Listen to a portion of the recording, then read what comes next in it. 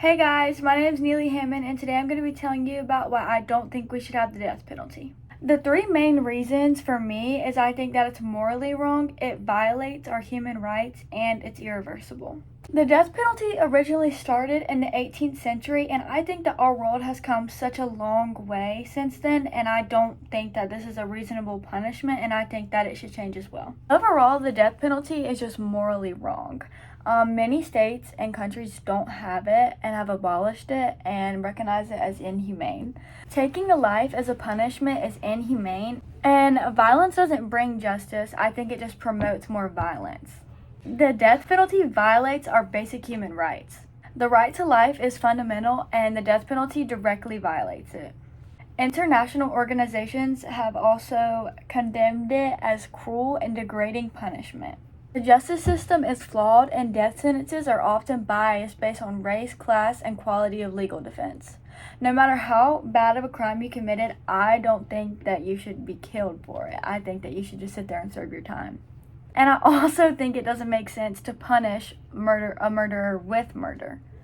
A really big part of the death penalty is that it's irreversible. You can never go back. You could take an innocent life just because they were deemed as guilty in court whenever it could be wrong. Over 150 people in the U.S. have been exonerated from death row since 1973. No apology can bring back a taken life. Not only does the death penalty affect the life that it's taking, but the family, the victim's family, everything. There's just a lot that plays into it, especially when someone gets wrongfully convicted and murdered because of it. According to the Innocence Project, Earl Washington, a 22-year-old black man with an IQ of 69, that of a 10-year-old child, was wrongfully convicted of rape and murder. He was sentenced to death row in Virginia and spent over 17 years in prison, many of them on death row, before he was exonerated. He once came within 9 days of execution. In his case, the evidence was processed wrong and it pointed to him, but it was not him.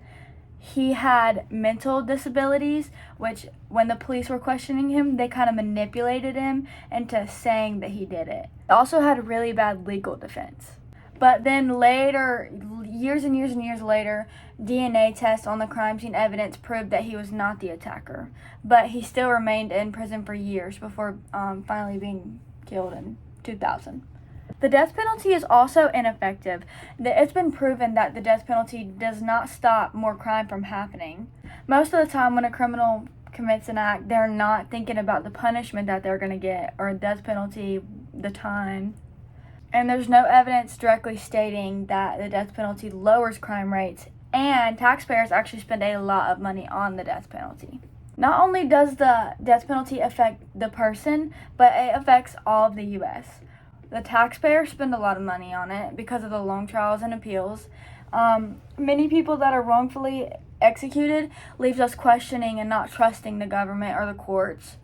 It takes a really big emotional toll on random people who get put on the jury on these death penalty trials, because they're making a life or death decision for somebody and their family and everything, and I don't think that it's fair to put people on those trials. The victims' families have to have their trauma reopened with long legal battles, while the offenders' families suffer from watching their relatives face execution. Could you imagine losing your family to a false claim?